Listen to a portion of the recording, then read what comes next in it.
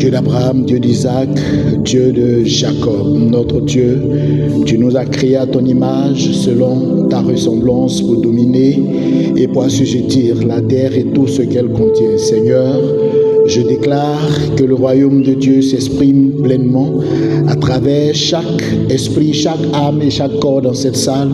Au nom de Jésus de Nazareth, je déclare que le royaume de Dieu se manifeste pleinement à travers nos pensées, nos paroles et nos actions. Au nom de Jésus de Nazareth, je déclare que le royaume de Dieu élève chacun de nous dans une dimension de gloire, une dimension d'excellence, une dimension de performance, une dimension de qualité. Au nom de Jésus de Nazareth, je déclare que le royaume de Dieu transforme tous les vents qui nous étaient défavorables en des vents favorables. Au nom de Jésus de Nazareth, je déclare que le royaume de Dieu transforme toutes les situations qui nous étaient défavorables en des situations favorables. Au nom de Jésus de Nazareth, je déclare que le royaume de Dieu transforme toutes les décisions qui nous étaient défavorables en des décisions favorables. Au nom de Jésus de Nazareth, je déclare que le royaume de Dieu transforme tous les êtres visibles et invisibles qui nous étaient défavorables en des êtres favorables. Au nom de Jésus de Nazareth, je déclare que le royaume de Dieu transforme les déserts dans lesquels nous évoluons en des jardins fleuris. Au nom de Jésus de Nazareth, je déclare que le royaume de Dieu transforme nos lamentations en allégresse. Au nom puissant de Jésus de Nazareth, je déclare que le royaume de Dieu transforme notre détresse en triomphe. Au nom de Jésus de Nazareth, je déclare que le royaume de Dieu transforme nos faiblesses en force. Au nom de Jésus de Nazareth, je déclare que le royaume de Dieu transforme nos tristesses en joie. Au nom puissant de Jésus de Nazareth, je déclare que le royaume de Dieu transforme tous nos manques en abondance. Au nom puissant de Jésus de Nazareth, je déclare que le royaume de Dieu nous fait monter dans une dimension excellente, dans une dimension prospère, dans une dimension féconde. Le royaume de Dieu nous fait monter dans une dimension de performance. Au nom de Jésus de Nazareth, je déclare que le royaume de Dieu nous fait monter dans une dimension extraordinaire. Au nom puissant de Jésus de Nazareth, je déclare que le royaume de Dieu nous donne la victoire sur toutes les confréries de sorcellerie qui se sont levés contre nous. Au nom de Jésus de Nazareth, je déclare que quiconque maintenant s'est levé contre nous en esprit, en pensée, en parole ou en action est brisé et tombe pour toujours sous notre domination et sous notre pouvoir. Au nom de Jésus de Nazareth, je déclare que toutes les confréries de sorciers qui se sont ligués contre nous sont brisés et anéantis et disparaissent de la surface de la terre. Au nom puissant de Jésus de Nazareth, je déclare que quiconque s'attaque à nous en esprit, en pensée, en parole ou en action est brisé et tombe pour toujours sous notre domination et sous notre pouvoir. Au nom de Jésus, je déclare que quiconque essaie de nous nuire en esprit, en pensée, en parole ou en action est brisé et tombe pour toujours sous notre domination et sous notre pouvoir. Au nom de Jésus de Nazareth, je déclare que quiconque s'oppose à notre élévation, à notre avancement, à notre progression, en esprit, en pensée, en parole ou en action, est brisé et tombe pour toujours sous notre domination et sous notre pouvoir. Au nom de Jésus de Nazareth, le royaume de Dieu fait de nous des hommes et des femmes qui réalisent des exploits. Au nom de Jésus de Nazareth, le royaume de Dieu fait de nous des hommes et des femmes qui réalisent des exploits.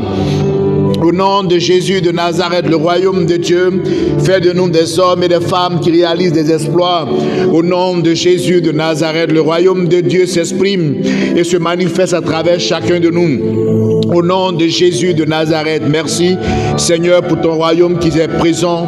Merci Seigneur pour ton royaume qui s'exprime. Merci Seigneur pour ton royaume qui se révèle. Merci Seigneur pour ton royaume qui se démontre. Au nom puissant de Jésus de Nazareth, que la gloire et l'honneur te reviennent Seigneur. Au nom de Jésus, Amen. Amen. Donc je vous salue tous dans le nom de Jésus. Bonsoir maman, bonsoir au pasteur. Elle se déchire là. Viens s'il te plaît.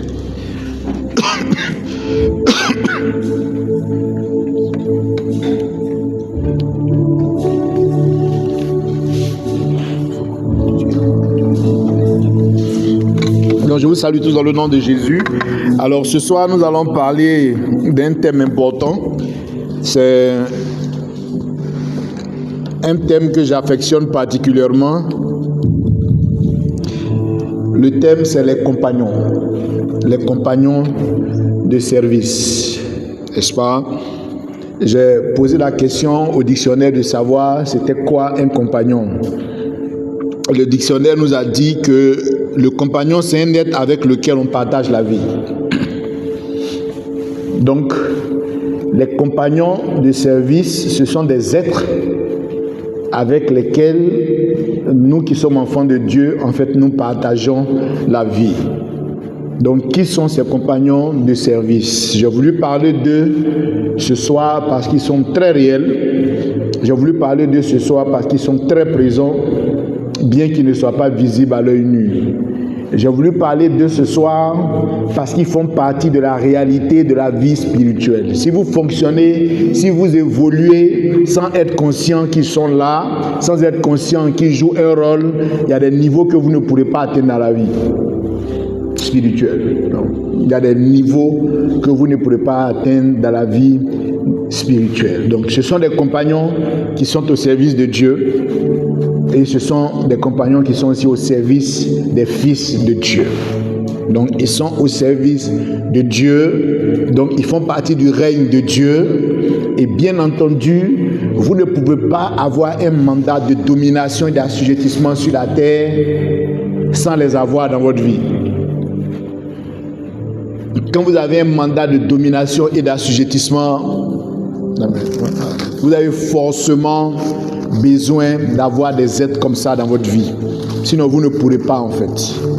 Donc, je vais demander à quelqu'un de lire pour nous notre verset de base de ce soir, qui est Apocalypse, le chapitre 22, le verset 9. Les compagnons de service. Apocalypse 22, verset 9. Les compagnons de service.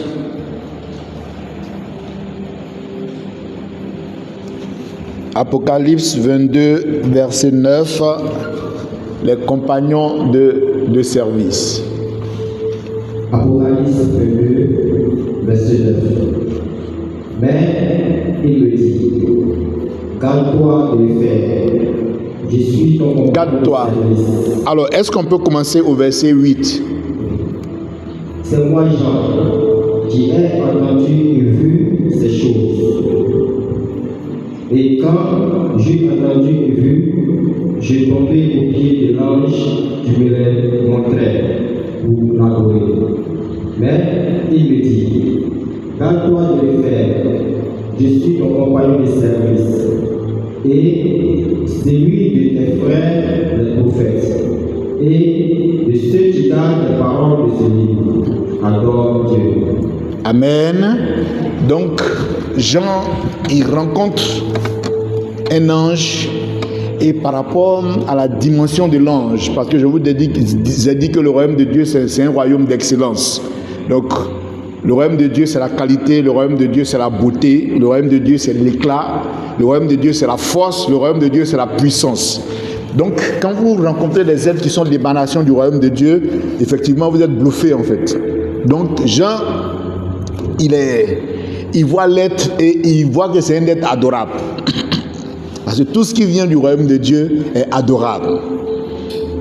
Et il s'apprête à faire une erreur. Parce que je vais vous parler des compagnons de service. Ce sont nos compagnons de service, mais ils ne s'adorent pas. C'est pour ça que nous n'enseignons pas le culte des anges.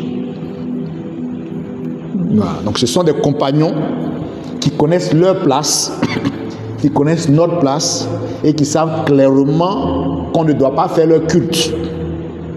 Mais qui savent aussi clairement qu'ils sont avec les prophètes, qu'ils sont avec les frères et qu'ils sont avec tous ceux qui gardent la parole de Dieu.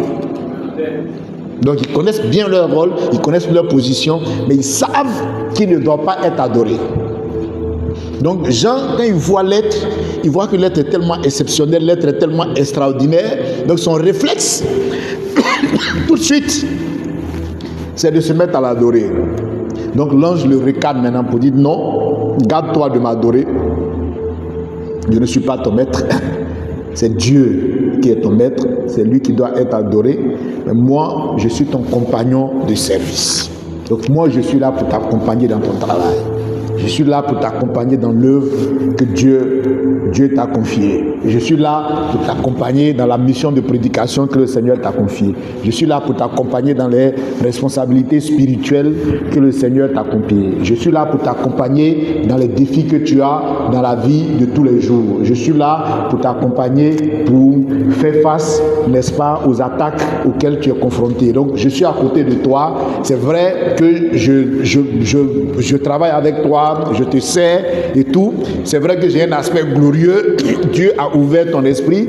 Tu vois que j'ai un aspect glorieux et tout ça, et que cet aspect glorieux là fait que tu as une tendance naturelle, n'est-ce pas, pour pouvoir m'adorer.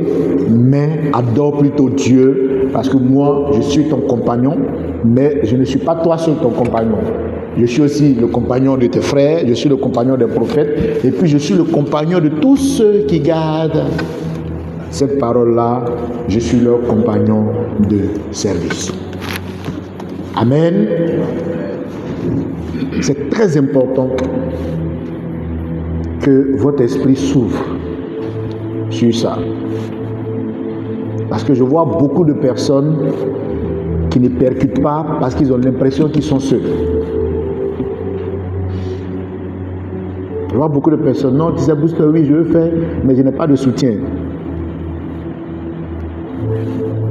Déchire, la fenêtre là-bas, elle est ouverte ou bien elle est fermée?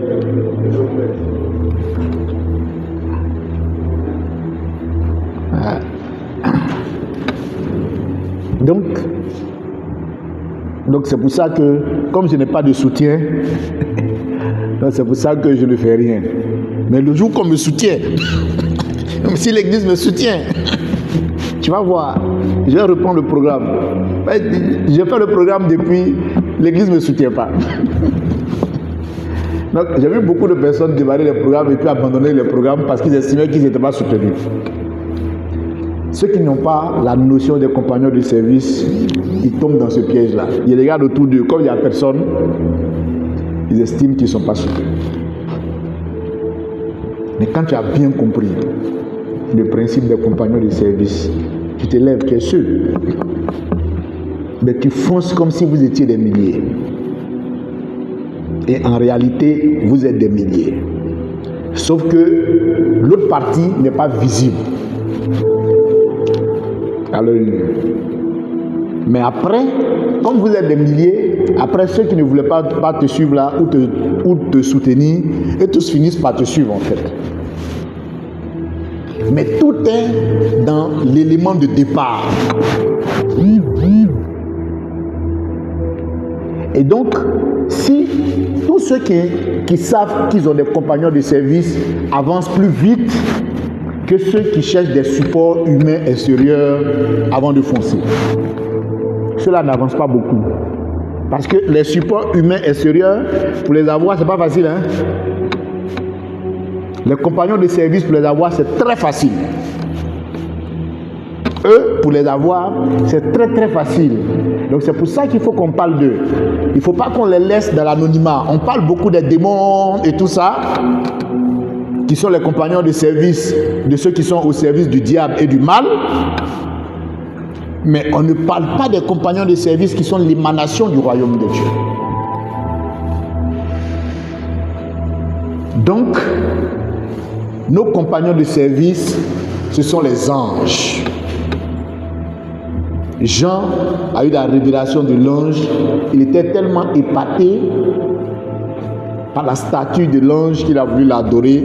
L'ange l'a recadré, dit non, moi on ne fait pas mon culte. C'est Dieu seul dont on fait le culte. Moi, je suis ton compagnon de service. Donc, je suis avec toi, je suis avec les prophètes, je suis avec tous tes frères et les disciples, et puis je suis avec tous ceux qui gardent la parole de Dieu. Amen. Donc, le premier point que je veux développer, c'est que les anges sont des serviteurs de Dieu. Parce qu'il faut qu'on commence d'abord à la base. Donc, je vais demander à quelqu'un de nous lire Apocalypse 12, verset 9. Est-ce que Céline, tu veux trouver Apocalypse 12, verset 9? Donc, nos compagnons de service, ce sont les anges. Donc, il faut qu'on parle un peu d'eux. Donc, c'est quoi leur lien avec Dieu? Voilà, donc les anges sont des serviteurs de Dieu. Ils n'ont pas la qualité d'enfants de Dieu comme nous. Eux, ils ont la qualité de serviteurs de Dieu. Nous avons le libre arbitre. Nous, on peut choisir le bien ou le mal. Eux, ils ne peuvent que choisir le bien. Donc, ils n'ont pas le libre arbitre. Oui. Apocalypse 12, Verset 9. Et il fut précipité, le grand dragon, le serpent ancien, appelé le diable et Satan. Celui qui séduit toute la terre, il fut précipité sur la terre. Donc il faut qu'on revienne alors. Donc il faut qu'on commence au verset 7. Apocalypse 12, 7. Apocalypse 12, 7. Et il eut une guerre dans le ciel. Donc, et il eut une guerre dans le ciel. Voilà, parce que Dieu règne dans les cieux et puis la terre est son marchepied. Donc il eut une guerre au ciel. Ok? Michel et ses anges combattirent contre le dragon. Et le Quand il y a eu la guerre, Michel et ses anges combattirent. Donc quand il y a eu la guerre, la Bible ne nous dit pas que Dieu combattit. Mais la Bible nous dit que Michel et ses anges combattirent. Oui, continue. Et le dragon et ses anges combattirent. Et le dragon et ses anges combattirent. Donc vous avez vu que je vous ai dit, les anges du dragon, ce sont les démons. Donc eux aussi, ils sont les compagnons de ceux qui font du mal. L'une des différences entre eux et les anges, c'est la différence de beauté. Du côté des compagnons de service de ceux qui font du mal, c'est la laideur, c'est des êtres horribles. Et puis, du côté des compagnons de service, du côté des anges, c'est beaucoup de finesse. C'est vraiment la finesse, c'est le raffinement, c'est la beauté, c'est tout ce qui est exquis, c'est tout ce qui est distingué en fait. Donc c'est ça qui les différencie. Rien que déjà par l'aspect en fait. Voilà, donc de l'autre côté, c'est vraiment des apparences horribles. Et puis de l'autre côté, c'est une apparence raffinée. Et donc, il y a un combat entre les anges qui sont au service de Dieu, qui sont conduits donc par leur chef qui est l'archange Michael, et puis contre le diable, n'est-ce pas, ou le dragon et ses anges aussi. Et puis qu'est-ce qui s'est passé?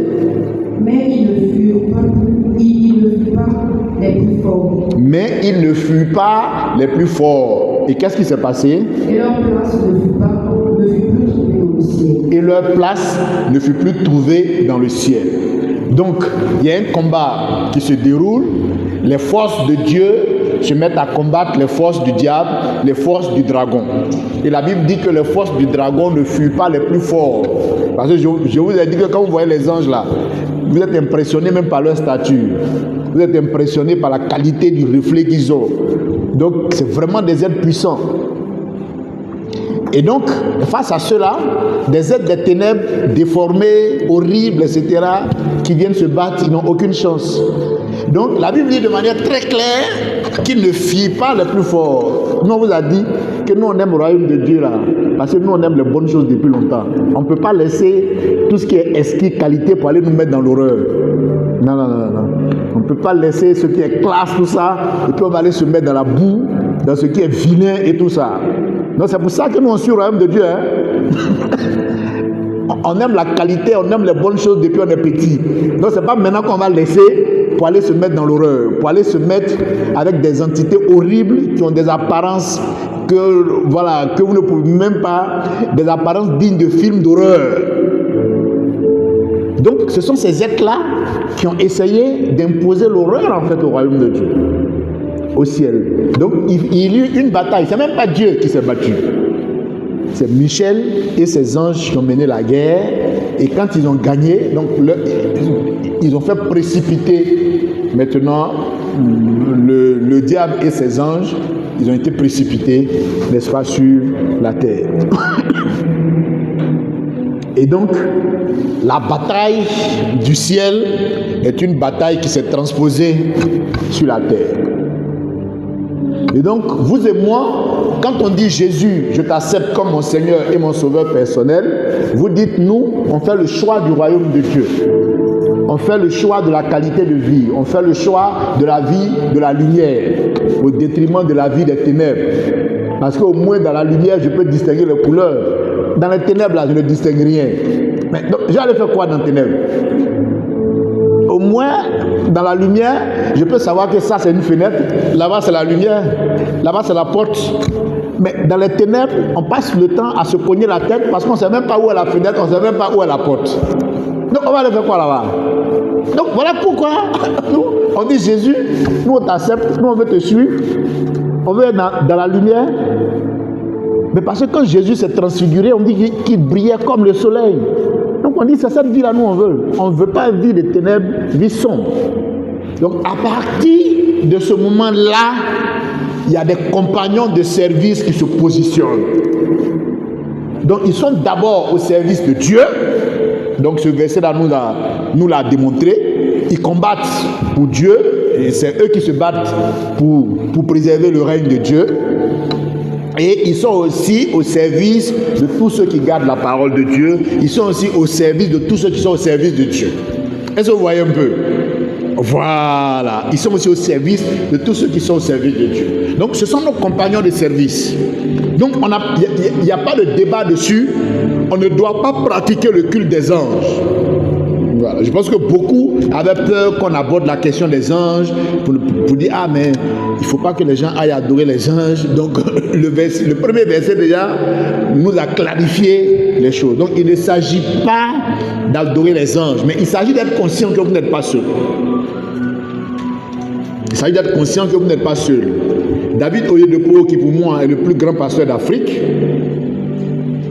il a fait un livre sur les anges que j'ai acheté récemment. Parce que tu ne peux pas être... David Oyedepo, c'est celui qui dit que si Dieu t'a béni, ce n'est pas maison que tu construis. Il dit que quand Dieu te bénit là, c'est ville que tu construis. Et David Oyedepo a construit ville.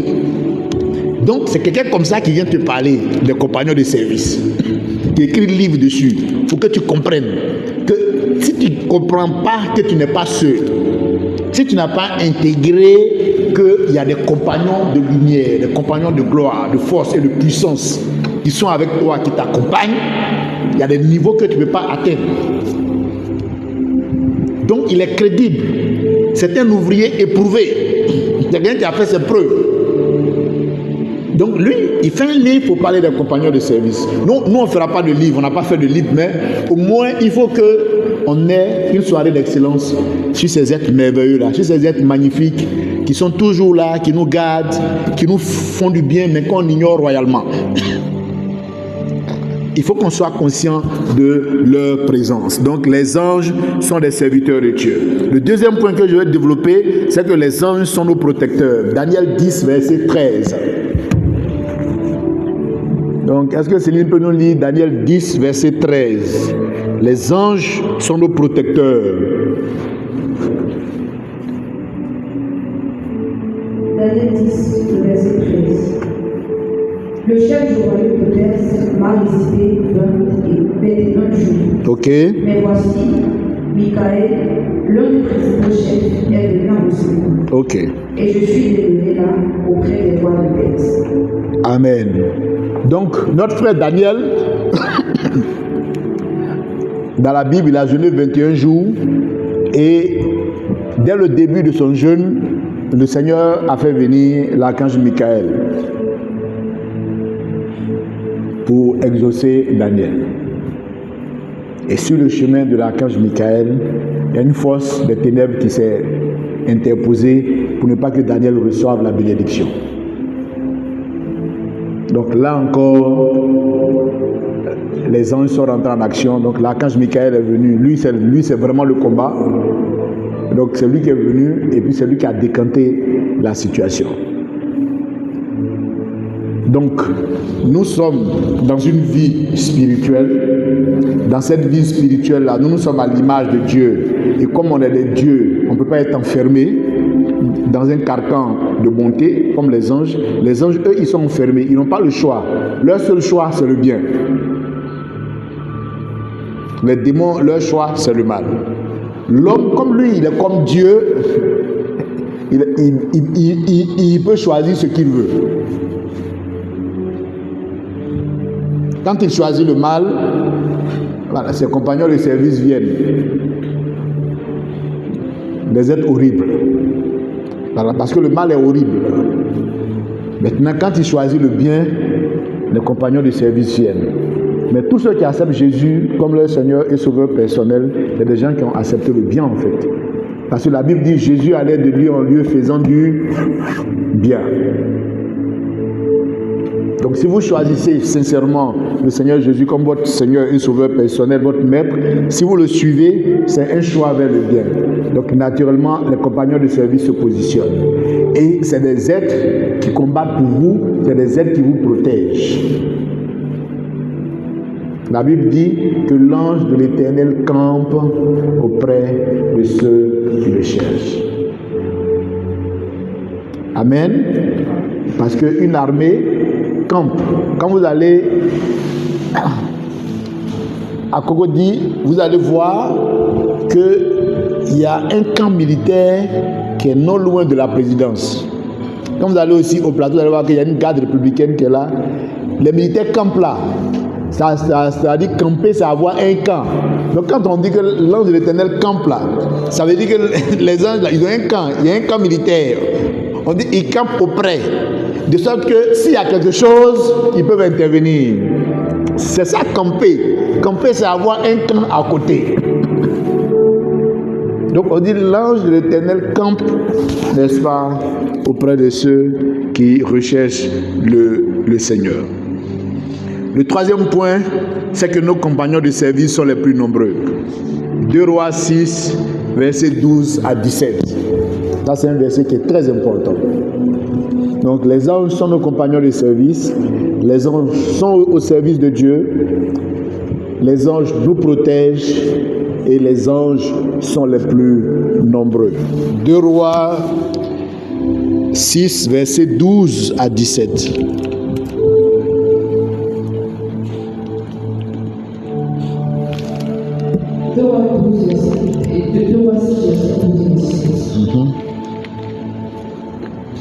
L'un de ses serviteurs répondit, personne, ô roi, ô Seigneur. Mais Élisée, le prophète qui est en Israël, rapporte au roi d'Israël les paroles que tu prononces dans ta chambre à coucher. Et le roi dit, allez et voyez où il est, et je le ferai prendre. On vint lui dire, voici, il est à Dothan. Il y envoya des chevaux, des chars et une forte troupe qui arrivèrent de lui et qui enveloppèrent la ville. Le serviteur de l'homme de Dieu se leva de bon matin et sortit. Alors, donc attends un peu. Donc, en fait, le roi, il avait des difficultés en fait pour battre Israël. Et il y a l'un de ses serviteurs qui lui dit en fait, voici le problème.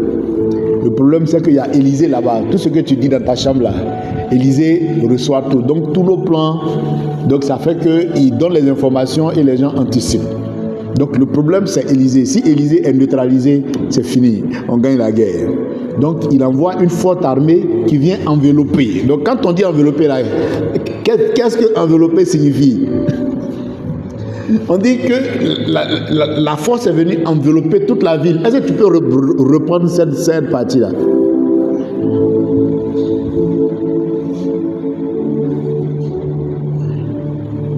Il envoya des chevaux, des chars et fortes troupes qui arrivèrent de nuit et qui enveloppèrent la ville. Donc il envoya une forte troupe qui arriva de nuit et qui enveloppait la ville.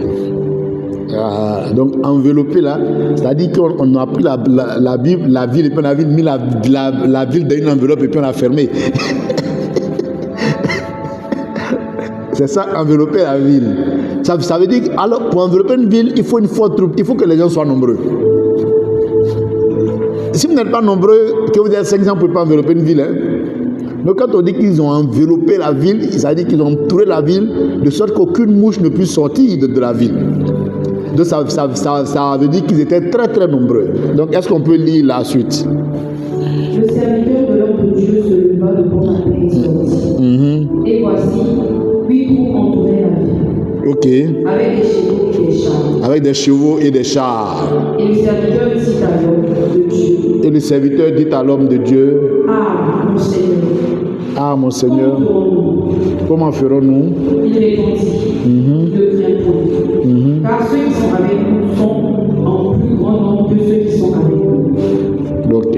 Donc, Élisée lui dit, ne crains point, car ceux qui sont avec nous sont en plus grand nombre. Ça, durant tout votre parcours spirituel, n'oubliez jamais ça. Nos compagnons de service sont toujours en plus grand nombre.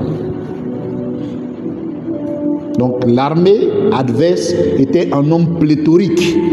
Ce nombre pléthorique-là leur a permis d'envelopper toute la ville, tellement ils étaient nombreux. Mais Élisée, qui était conscient qu'il avait des compagnons de service, il donne une information à son serviteur. Il dit, ne crains point, car ceux qui sont avec nous sont en plus grand nombre. Ça, c'est un principe spirituel. Vous êtes au service du royaume de Dieu. Ce que vous faites, c'est l'œuvre de Dieu. Vous êtes une source de bénédiction pour les gens. Vous êtes la solution du royaume de Dieu aux problèmes de votre génération. Vous êtes la réponse de Dieu aux questions de votre génération. Ceux qui sont avec vous sont toujours en plus grand nombre. N'oubliez jamais ça, parce que vous avez besoin de ce type d'information-là pour nourrir votre foi. La foi vient de ce qu'on entend. Donc ça, c'est un principe spirituel. Donc, est-ce qu'on peut continuer? Verset 17.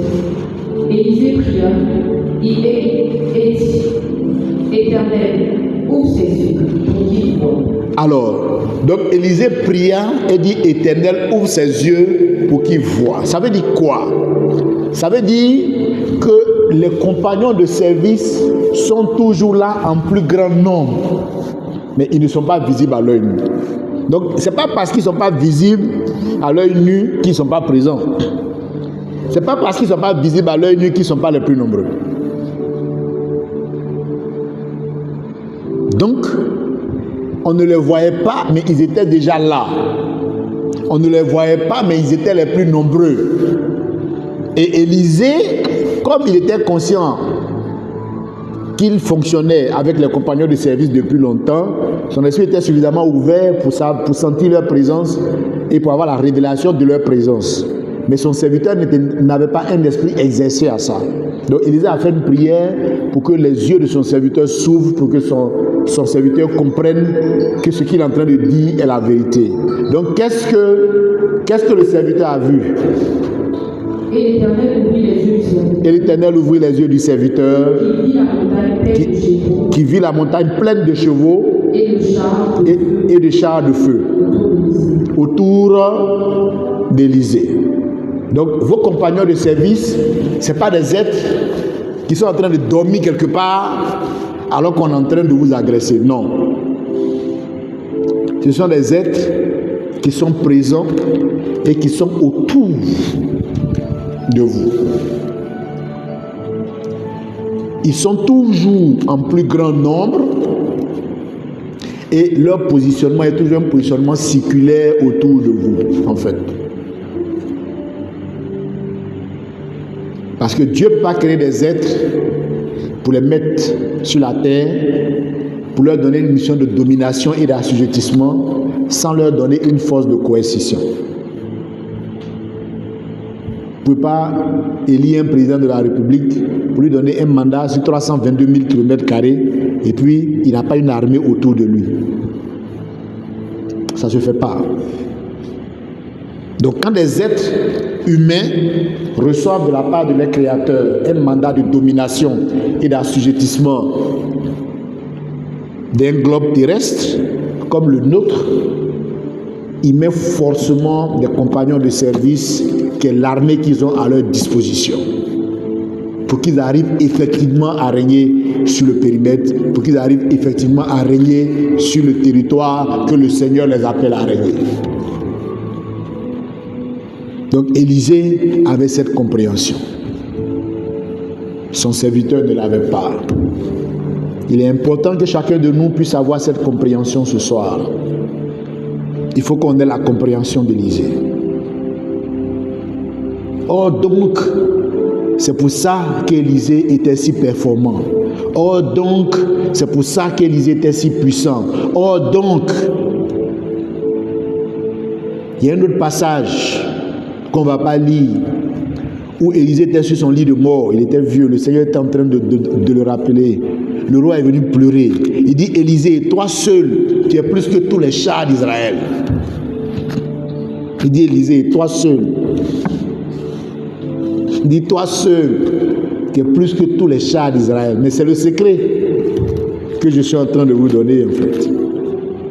Élisée, il composait avec les compagnons de service. Donc, il avait un dimensionnement qui était trop fort, qui était trop puissant, qui faisait qu'il pouvait orienter le gouvernail de sa nation dans le sens qu'il voulait. Tellement il était en connexion avec les compagnons de service, tellement il était en connexion avec Dieu et il était parfaitement en harmonie avec les compagnons de service. Donc ça faisait que tant qu'Élisée était là, le roi était tranquille. Donc quand il a vu que l'heure du départ, n'est-ce pas, pour le royaume de Dieu d'Élisée était arrivée, il dit mais c'est qu'on est fichu. Parce que Élisée seul, il est plus que tous les chars d'Israël. Qui a ce passage-là? Je pense qu'il faut qu'on lise. Pour que vous compreniez comment...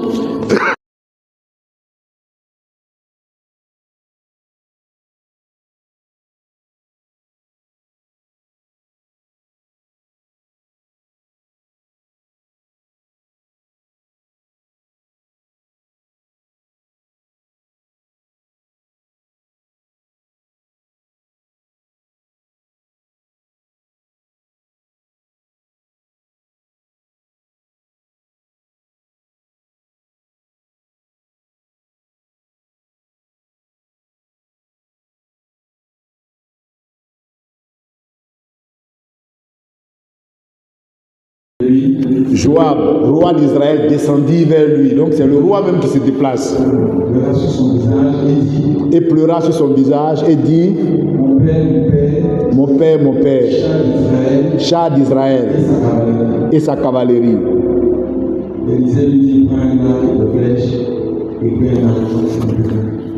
Amen.